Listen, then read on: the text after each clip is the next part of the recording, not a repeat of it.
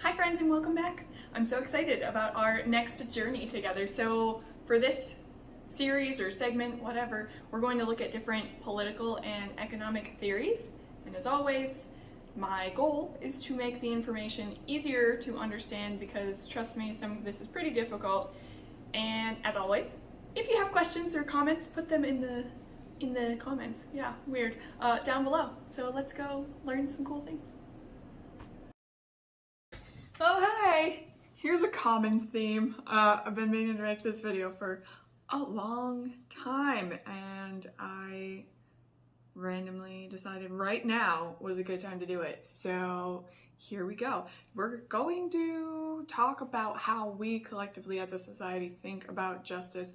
So we are going to end with talking about an art, or in the middle, we're going to talk about an article called Retributive and Restorative Justice by Wenzel et al. That's supposed to be retributive justice. It's retributive justice and restorative justice. Good thing I can type. I probably first had the idea to make this video like a bazillion years ago, approximately, when I read that book, Preventing Violence by James Gilligan, which I also made a video on. So if you have not read the book or have not watched that video, I highly recommend. It's one of my favorites. In this video, like I just said, we're going to talk about how we think about justice. So it's more going to be like asking a lot of questions. So if you want to get like a pen and paper to write down either your thoughts or the questions so you can think about them later, I think that would be amazing, and you should definitely do that. So just to start the video, we're going to go over some key terms just around the idea of justice. She's here for it. She loves justice. So procedural justice is based on the perception of fairness in the process of the rules of distributing something, so like goods and services, or administering something, so like punishment or rewards. The idea relates to our court system, where in theory everyone has a chance to be equally and fairly judged and represented. But when you think about our court system, like specifically here in the United States, do you think that we do a good job treating everyone the same and following those same rules or laws consistently and also impartially? Why or why not? Like, why do you think that? What makes you think that we do or we don't? Like, what was the examples that you come up with as to like why you think either way? Like, have you had any personal experience with the court, or maybe you know someone who has? If you do believe that there's a difference in the way people are treated, what do you think is the root cause of that difference? These are like really big questions, but I definitely think they're worth asking and or contemplating more, which is why it's great to write them down. So again, the procedural justice focuses on the rules or processes around distribution, not the outcome of the distribution. So do you believe that everyone in the US is subject to the same rules? The next term is going to be distributive justice. So distributive justice deals with the distribution of things. Crazy. It's also referred to as economic justice, which I think is probably something we hear about in the news. So as opposed to procedural justice, here you are looking at like the outcome of the rules or laws or whatever. So this is definitely something that, like I just said, we hear a lot about within our economic system. And so again, specifically here in the US, or if you're watching from somewhere else, think about your own rules. Do you think that resources are fairly and or evenly distributed within the United States? Bigger question.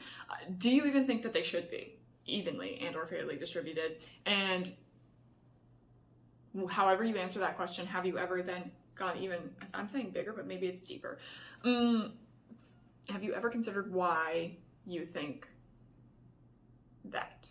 It's like whether you do or do not think that goods should be distributed evenly or fairly. Why do you think that?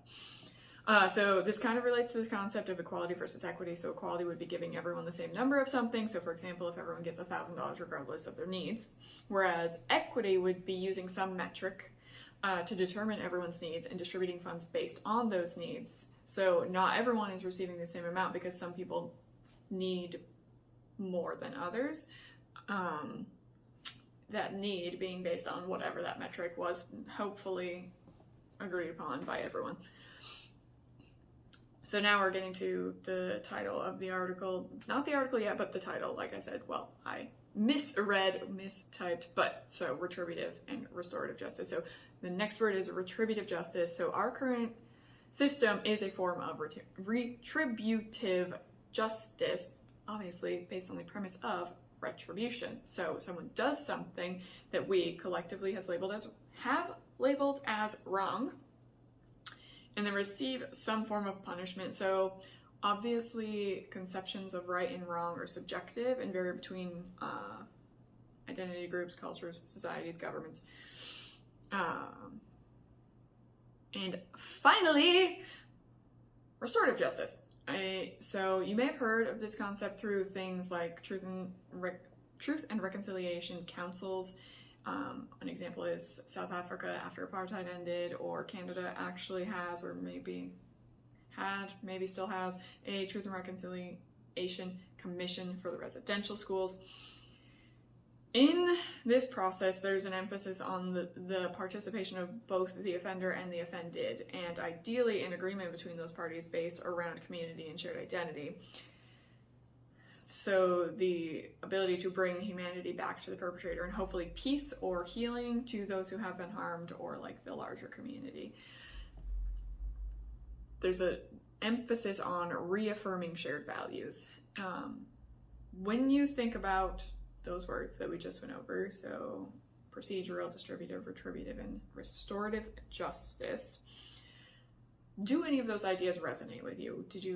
Were you not familiar with some of them? Is this something that you've ever really thought about?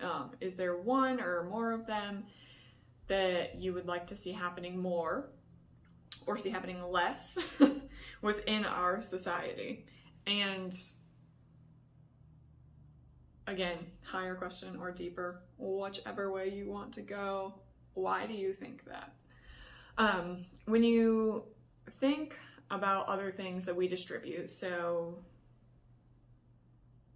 things like access to food or education or decent paying jobs, so just like access and the ability to gain wealth, do you think that those are distributed fairly? Do you think that we do a good job making sure that people have access to the things that they would need here in the United States? But again, if you're somewhere else, wherever you are. What are some examples of things that you do believe we distribute, or you in a different community, culture, society, country, that you believe are distributed fairly? What are some things that you think that could be improved on? And do you think in your personal life that you would be open to using a restorative justice approach should you ever need to be in that situation? So for the rest of the article, we're going to focus on that for the rest of the article. For the rest of the video, we're going to focus on that article called, oh, I typed it right this time, Retributive and Restorative Justice by Wenzel et al., published in 2008, but definitely still relevant today. So the authors explain the two primary objectives of any given response to rule breaking, and it's going to be behavior control and justice restoration, so sometimes referred to as retribution. They state that research shows the bigger motivator among people for punishment is the restoration of justice rather than to control someone or someone else's or like the greater community's behavior. So that means people support the idea of punishing someone for breaking rules or social norms because they believe that punishment is how we undo the wrong that was committed, not because they're seeking to control anyone else's behavior. So something was done wrong, the way to make it right is through punishment. That's the idea. That's the common belief about justice. In Western societies, such as our own, we decide and deliver appropriate punishments through our court system. The authors of this article note, however, cat hair, cat itchies, I don't know. So the authors of this article note, however, that research around justice and the justice and retribution primarily looks at retributive justice because that is obviously the main form of justice in our society. However, in recent decades, there has been a growing movement of people advocating for a transition to restorative justice. The authors explain the difference between the two approaches in a few ways, like it's reiterated multiple times throughout the article. So this one is going to be a direct quote. Retributive justice especially refers to the repair of justice through unilateral imposition of punishment, whereas restorative justice means the repair of justice through reaffirming a shared value consensus in a bilateral process. That's a lot of really fancy words. So what they're saying is that in our current system, the court prescribes a punishment to the offender after hearing the evidence provided. There is little or no involvement in that final decision from the wronged party. That means that process is unilateral. For the resolution to be bilateral, bi meaning two, uni meaning one, as is the case with restorative justice, the process involves both parties and or the larger community working together to restore what was taken or wronged as much as is possible. Obviously, in the more extreme cases, such as murder or the residential schools, you cannot replace a life that has been taken. So trying to find some agreed upon form of compensation, with the end goal being the healing of both the offended and the offender. This approach does not exclude the possibility of punishment. Like to me, it's closure of residential schools would obviously be a reasonable punishment to accompany like whatever other negotiations or mediations go through that Truth and Reconciliation Commission in Canada, and hopefully in the long run in the United States. But the point with restorative justice is that punishment is generally not sufficient to prevent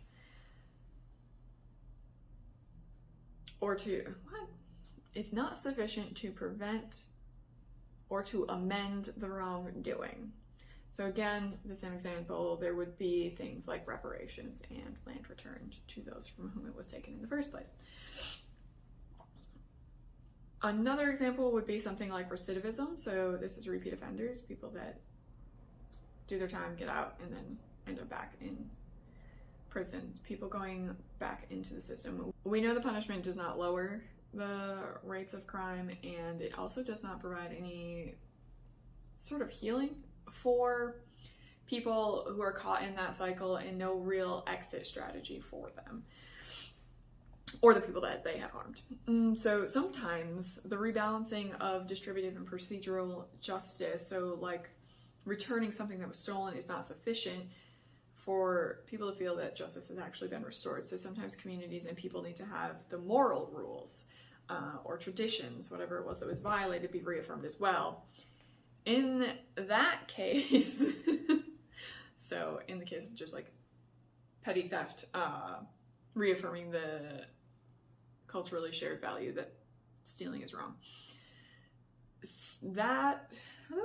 So that's where restorative justice can help by seeking the active participation of the offender, the offended, and the respective community or communities for them to agree upon some aspect of their shared humanity, to provide an opportunity for remorse and hopefully reintegration into the group, or at least like a restored respect between the groups if they are members of perceived different groups. As always, even a 15-page article, there's way too much information to fit into a hopefully under 20-minute video, but for this video, some of the most important takeaways are, there's a point early in the article where the authors explain a few instances where they hypothesize people would have a preference for either retributive or restorative justice surrounding things like in-group and out-group dynamics, as well as power dynamics, both within and without the groups or the members. All of these dynamics definitely come into play if we want to consider implementing a system such as this in our culture. We have a very hierarchical society where each class or group is disconnected from each other in order to restore some agreed upon set of social norms. You would have to have the same shared values to begin with. And that can be a challenge in a society that has like as intense stratification as we do, and like othering, like us and them type mentalities. But so the point that I think is like most important and where it gets back to asking all of the questions, instead of going into details about that part, the in-group, out-group hierarchy, power dynamics, the authors talk about another researcher that makes the argument that by removing the people involved in the conflict or the transgression, so the offender, the offended, and the larger community, the state government is taking away our ability as communities to renegotiate our shared norms and values, and those things are literally the basis of your culture and your society. So they discuss how feelings of disempowerment felt by victims of transgressions are sometimes more important than the material, procedural, or distributive wrongs that have been committed. So James Gilligan also talks about this, again, in that book, Preventing Violence. So same thing, if you haven't watched that video, go watch it, or if you like to read books, definitely I recommend that book. Do you think that having the ability to open discuss what happened and the harm that has been done, to hear from those who may have been harmed, would help build stronger communities? I think the idea that crime is a challenge to establish norms or standards of official laws is integral to its restoration as a process of and for the community. If a crime is someone's attempt at challenging the norms or the status quo and the values of the community or a culture or society in general, then should those individuals, groups, be the ones involved in addressing that accusation? So shouldn't they take part in evaluating what is being challenged? We are extra needy right now, my dear. Like, do you think that there are implications from having this right of learning together, or the collective processing of grief or anger being removed from the community, or from those people being impacted? So do you think that there are like implications for community, culture, society by having those taken away from communities and put in the hands of people who really aren't involved? How can we as a group or smaller groups renegotiate our collective values if we are removed from the process of healing and deciding how to move forward from transgressions that do occur? I think this is probably already a pretty long video, and I didn't even go into more of the detailed parts of the article, like I said, so it's a lot of heavy things to contemplate, and I hope that you took notes or saved the video so that you can think about these things again later. I would love it if you did that and really consider some of the questions here. Like, do you think that we would see better outcomes? Or, so back to this idea of recidivism, like if there was more hands-on approach to dealing with the conflicts, like so personally and collectively, versus passing it off to somebody else that has no investment in the outcome. change is daunting, and reconceptualizing something that we've taken as standard is definitely not an easy task for anyone. But I believe that we can figure it out, and I believe that science tells us that there are better ways of doing some of the things that we are currently doing. Most of the things we're currently doing. So thank you if you made it this far. You're wonderful, and until next time, go forth and do good things.